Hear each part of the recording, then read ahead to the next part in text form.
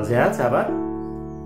Sahabat yang hebat, sahabat yang semangat meskipun gagal ginjal dan cuci darah. Sahabat yang dikasihi oleh Tuhan, kita sepakat dan mufakat untuk menjalani hidup sehat.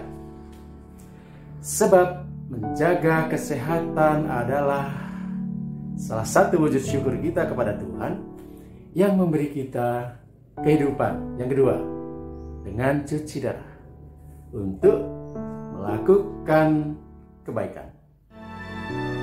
Sebab kau yang terindah melukis hidupku. Sahabatku, saya menerima begitu banyak pertanyaan dari kawan-kawan yang sudah tervonis gagal ginjal kronis, sudah disarankan untuk cuci darah oleh dokter, tetapi belum mau cuci darah. Pertanyaannya sama. Bolehkah saya menjalani perawatan konservatif? Menurut keterangan dokter, sahabat-sahabat kita ini sudah disarankan untuk cuci darah. Tetapi ya seperti dulu juga saya alami dan ya kita semua mengalami. Meskipun sudah disarankan cuci darah, biasanya kita nawar ya. Dan dokter tidak memaksa. Dokter tidak memaksa harus cuci darah sehari ini. Kecuali kita sudah dalam keadaan yang pasrah, yang sudah koma atau kondisi buruk. Ketika kondisi kita masih baik, kita masih bisa menawar. Nah, sesungguhnya kapan saya, kita, atau Anda harus memutuskan segera cuci darah? Sebab kau yang terindah melukis hidupku. Sahabatku, dokter menganjurkan kita untuk cuci darah itu melalui serangkaian pemeriksaan, ya. Pemeriksaan fisik kita pun pemeriksaan lab, khususnya fungsi ginjal.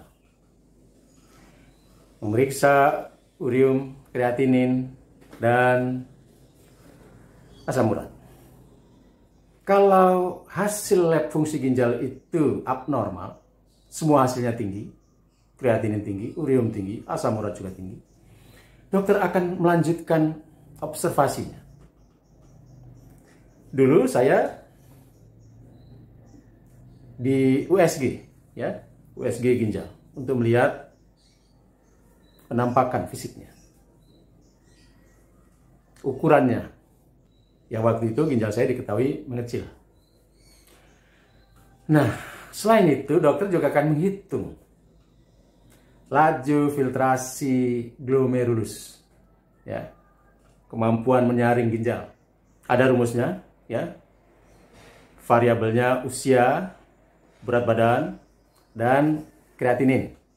Kalau nilai laju filtrasi glomerulus itu di bawah 15% sudah dipastikan, dokter menyarankan agar kita cuci darah.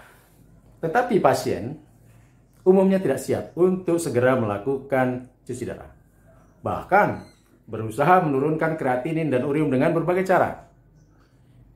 Berbagai cara, ya. Kawan-kawan yang menemukan link YouTube saya menemukan bahwa saya dulu dengan fungsi ginjal tinggal 9% mampu bertahan sampai 4 tahun menjalani perawatan konservatif.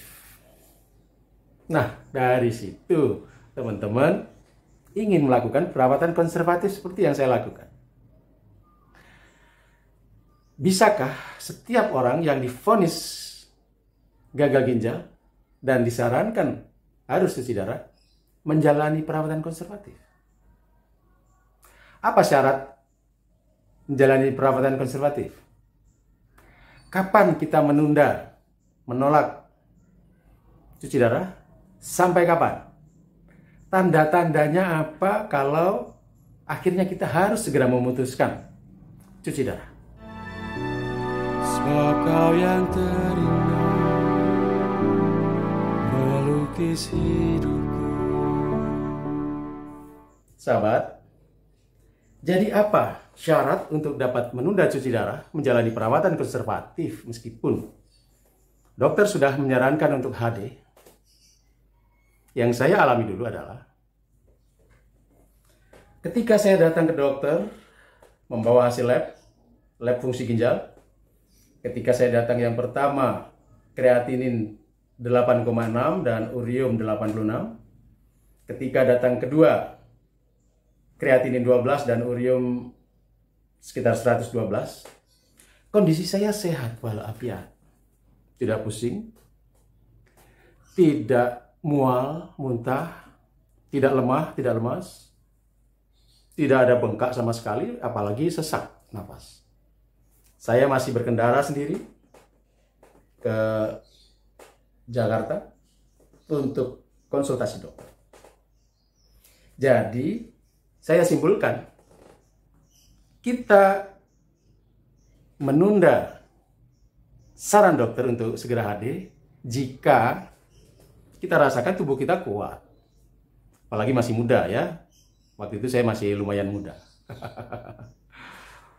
Fisik kuat, tidak ada keluhan, tidak ada masalah kesehatan yang dirasakan. Jadi, dokter pun mengizinkan.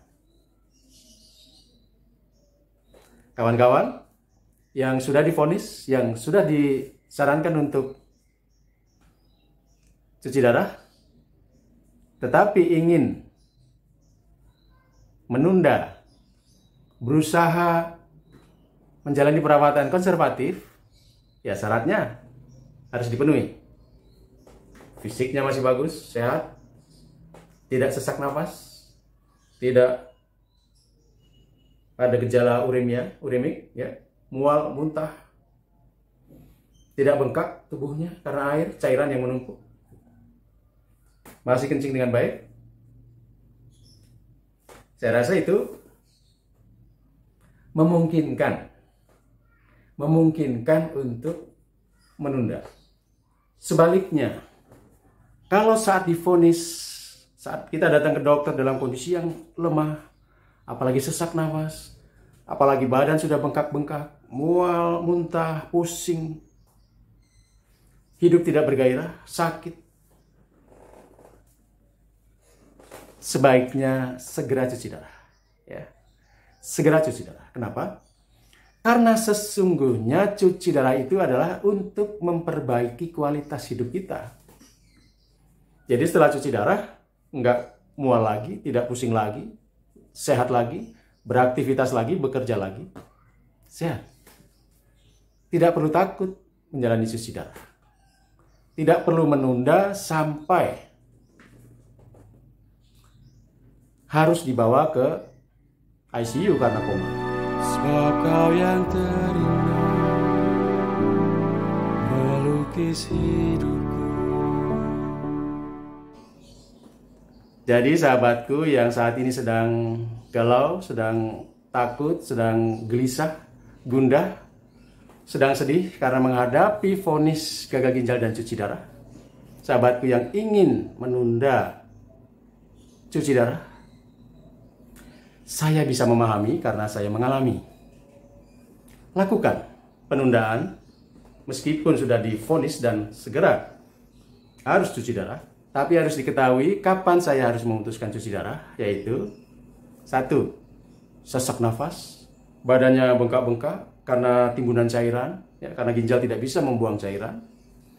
Mual, muntah, lesu, sakit, pusing, ya. Itu tidak bisa ditunda. Segera lakukan cuci darah untuk memperbaiki kualitas kesehatan dan kualitas hidup. Ya. Jangan ambil risiko menunggu sampai koma dan dipaksa cuci darah. Sahabatku yang divonis penyakit kronis, hadapi hidup dengan berani. Kita sepakat dan bermufakat untuk menjalani hidup sehat. Sebab menjaga kesehatan adalah salah satu wujud rasa syukur kita kepada Tuhan yang telah memberi kita kehidupan untuk melakukan semua kebaikan. Sangat sayang. Sebab Kau yang terindah melukis hidupku.